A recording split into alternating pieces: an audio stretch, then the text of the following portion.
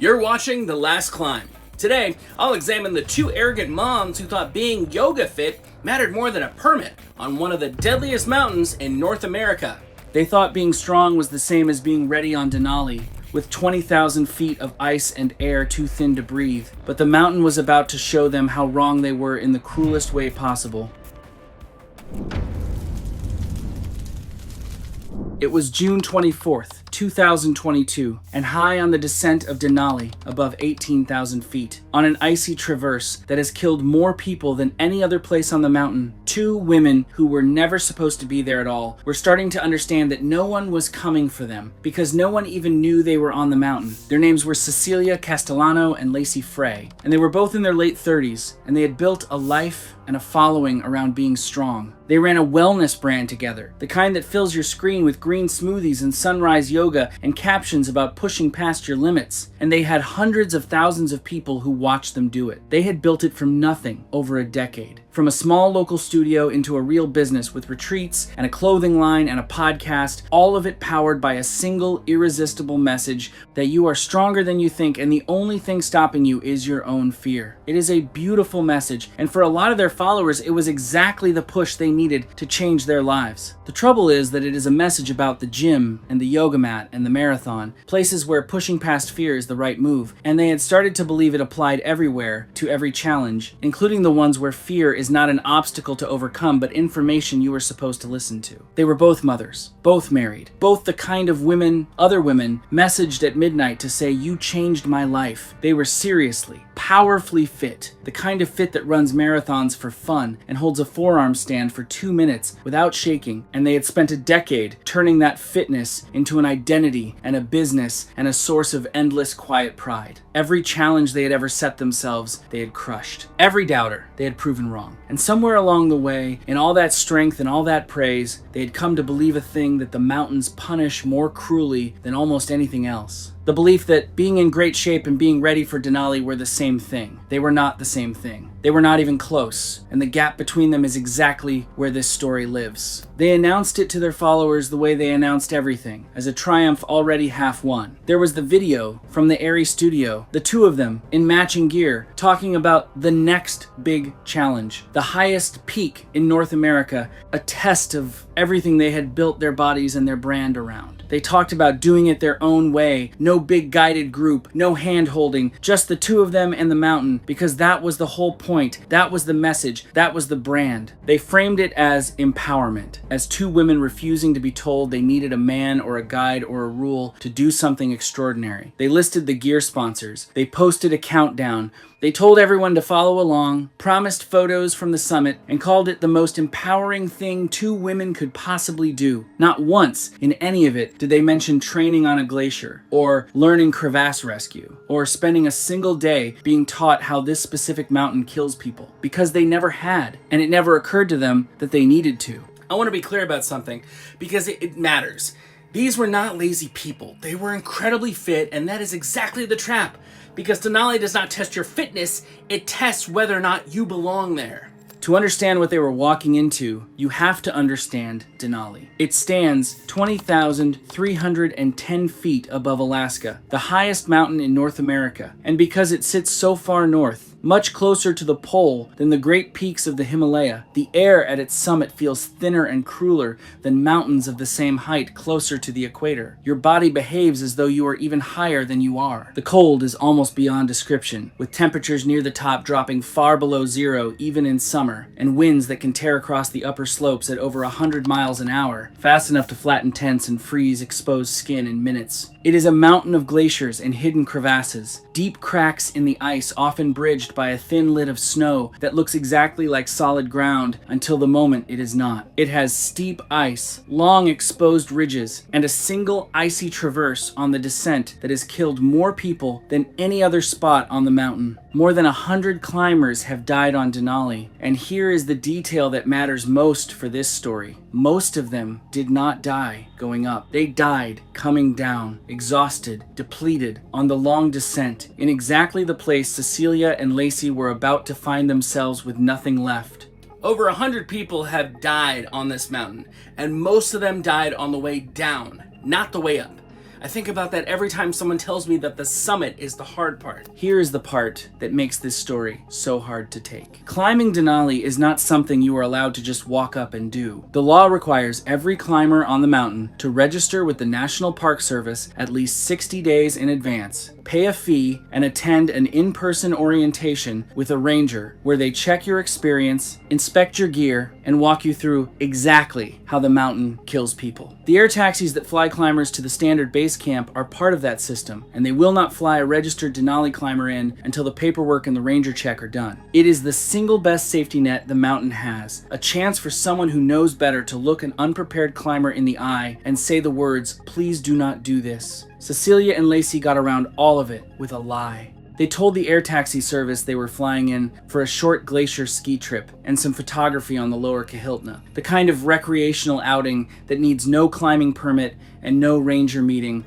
and they packed and talked the part well enough to be believed. Once the plane dropped them on the glacier and flew away, they simply turned toward Denali and started up the standard route on their own, onto the mountain without the permit the law required, without ever being checked, without a single ranger knowing their names, their real plan, or the date they were supposed to come home. Why they skipped it is the saddest part, because it was not laziness, it was the opposite. To them, the permit and the orientation and the ranger were obstacles, gatekeeping, the kind of bureaucratic hand holding that strong, independent women rise above. They had spent their whole careers being told that rules were for people who needed them and that the truly capable just went and did the thing. Registering felt like asking permission. Hiring a guide felt like admitting they could not do it alone, which was the entire story they were selling. So they treated the most important safety system on the mountain as an insult to their competence, and they engineered their way around it. And in doing so, they removed the one thing that has saved more Denali climbers than any rope or any helicopter, which is simply a knowledgeable person knowing you are up there and expecting you back. This is the part that haunts me most. There is a whole system built to stop exactly this. A ranger who would have looked at them and known, and they walked around it like a line at the airport. Not everyone in their life was cheering. There were messages, the kind that came out later, from a friend who had done real mountaineering and tried to talk them out of it. The friend did not lecture, just asked questions. The simple, specific questions that anyone who knows the mountains asks. Did they know how to perform a crevasse rescue? Did they know how to stop a fall on hard ice with an axe? The move called self-arrest that has to be pure reflex because there is no time to think who was their guide? Had they actually registered with the park? Cecilia answered the way confident people answer questions they do not want to hear, warmly and at length, and without ever really answering, saying they had trained harder than anyone she knew, that they had each other, that fear was just a story, and the universe protects women who bet on themselves. The friend tried once more, gently, and then stopped, because you cannot save someone who has decided that doubt is just negativity and that caution is just fear wearing a sensible coat. Those messages would later read like a warning everyone could see except the two people who needed to see it most. I want you to think about your own life for a second, but be honest. How many warnings have you talked yourself past because you were sure you would be the exception?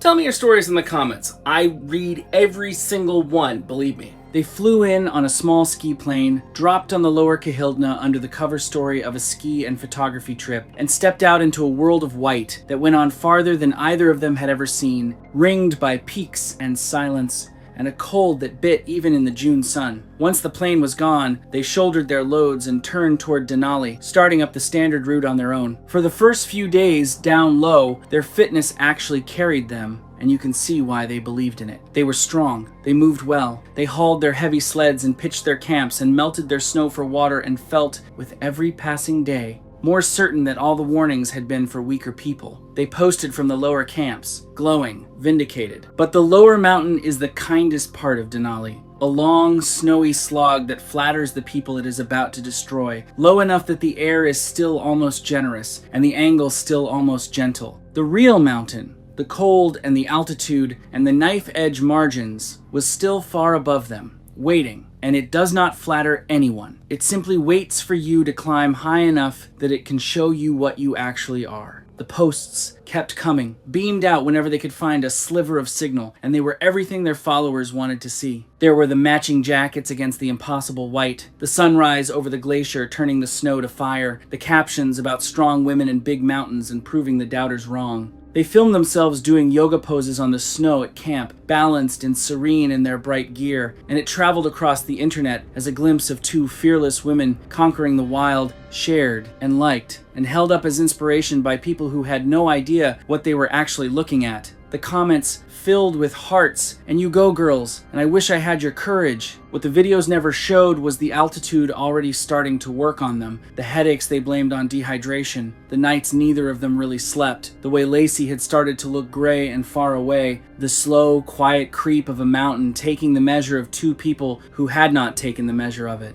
The feed showed a victory lap. The reality was a countdown, and not one of the hundreds of thousands of people watching could tell the difference. Doing yoga poses on the glacier for the camera, that is the image that stays with me. They were performing strength for an audience while the mountain was already quietly starting to take them apart. Higher up, the mountain stopped flattering them. Above 14,000 feet, the altitude began to bite in a way no amount of marathon training prepares you for, because being able to run for hours at sea level does almost nothing for you in air that holds a fraction of the oxygen your body expects. Altitude does not care about your resting heart rate. It comes for everyone, the elite athlete and the weekend hiker alike, and the only real defense is slow patient acclimatization and the humility to turn around, neither of which was in their toolkit. They grew slower, foggier, and sicker. Lacey started getting blinding headaches and bouts of nausea that she blamed on the food and the dehydration when it was the early edge of altitude sickness. The cold became a living thing that got into their hands and their boots and would not leave,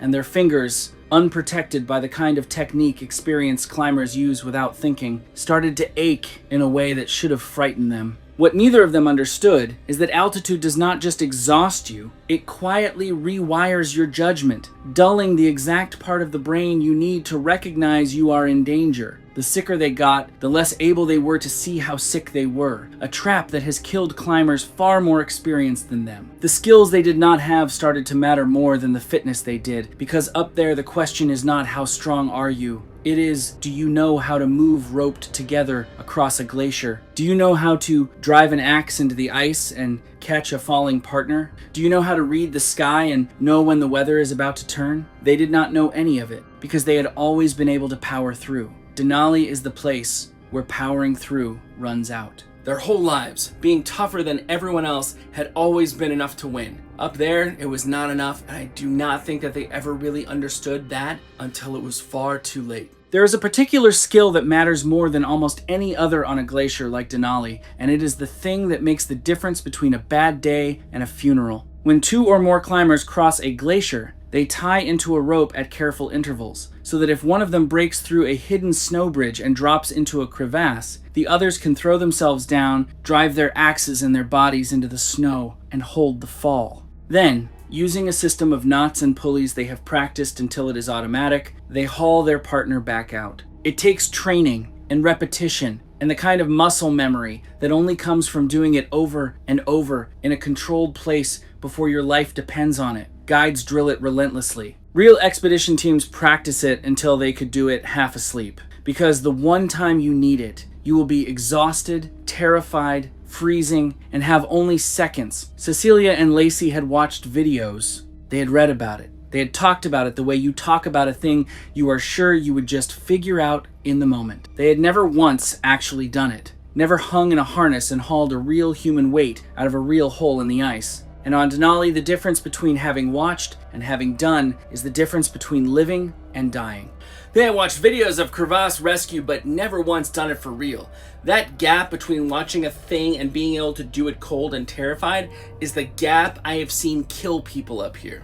From their highest camp, the night before they pushed for the summit, Cecilia sent one last message out to the people following them. She said the views were unreal, beyond anything words could hold, that they felt strong and clear and ready. She said they were about to do the thing everyone said two women like them could never do, that the hardest part was behind them now, and that the next post would come from the very top of North America, the summit photo, to end all summit photos. She thanked everyone for believing in them. She did not mention that Lacey had been throwing up from the altitude and had barely eaten in a day, or that a storm was building in the forecast they had no real way to read, or that neither of them had slept more than a couple of broken hours in 2 nights. It was the last anyone ever heard from either of them. At their high camp, somewhere above 17,000 feet, They were deep in territory that breaks experienced mountaineers. The cold at that altitude is not the cold of a bad winter day. It is a predator. The kind that takes fingers and toes from people who make a single mistake with a glove or a boot, and both of them were starting to lose feeling in their hands in a way they did not have the experience to take seriously. An experienced climber treats numb fingers as an emergency because frostbite does its damage quietly, and what is numb tonight can be black and dead by morning. Cecilia and Lacey treated it as discomfort, something to push through, the same way they had pushed through every hard workout of their lives. The wind battered their tent through the night. The simple act of melting snow for water took hours and left them gasping. Lacey was barely eating, her body in open revolt against the altitude. And the sensible read of her condition, the read any guide would have made in a heartbeat, was that she was already in trouble and needed to go down, not up. But they had come so far, and the summit was so close, and everything they had told the world and themselves was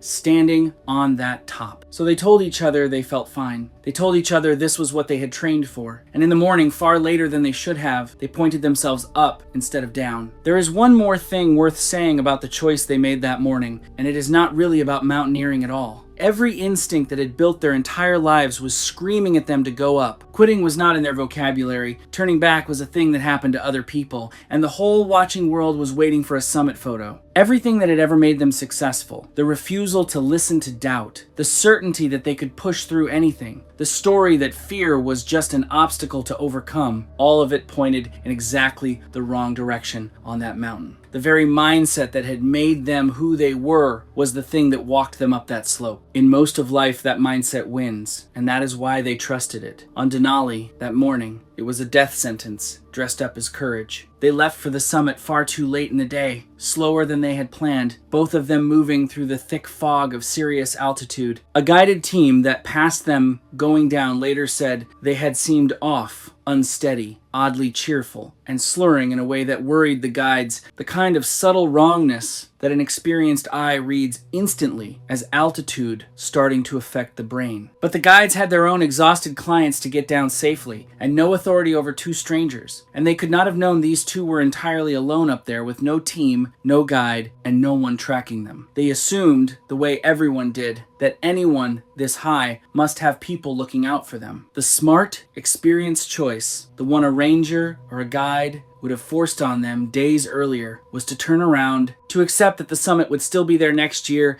and that the mountain had clearly won this round. But turning around had never been part of how Cecilia and Lacey saw themselves. Their entire brand, their entire sense of who they were, was built on not quitting. So they kept going up, into the cold and the thinning afternoon, toward a summit they had promised the world. And somewhere near the top, they ran out of the one thing fitness could never give them, which was margin. The cushion of strength and time and good judgment that lets a climber survive a mistake. They had none left. What gets me is that every experienced person who saw them felt something was wrong. Not one had the standing to stop two strangers, and that is the quiet horror of going alone. They did reach the top, and somewhere up there is the photo they had promised. Two exhausted women on the roof of the continent, smiling into a wind that was already turning against them. The summit shot that was supposed to be the triumphant end of the story. But the summit is only ever the halfway point, and the descent is where Denali does most of its killing, because that is when the body is emptiest and the mind is slowest, and the long accumulated exhaustion finally comes due. On the icy traverse below the summit, the most dangerous stretch of the whole mountain, a hard angled slope of wind-packed ice where a single slip means a fall that does not stop. One of them went down. Whether it was exhaustion, or the altitude finally swamping her judgment, or just a crampon catching wrong on the ice, no one will ever know. But on that slope, unroped or roped without the skill to use it, far beyond the edge of what their bodies had left, a slip was a sentence. They were connected to each other in the worst possible way, tied together with none of the training that lets a roped team catch a fall and save itself, so that the rope, which should have been their lifeline, became the thing that guaranteed they would share the same fate.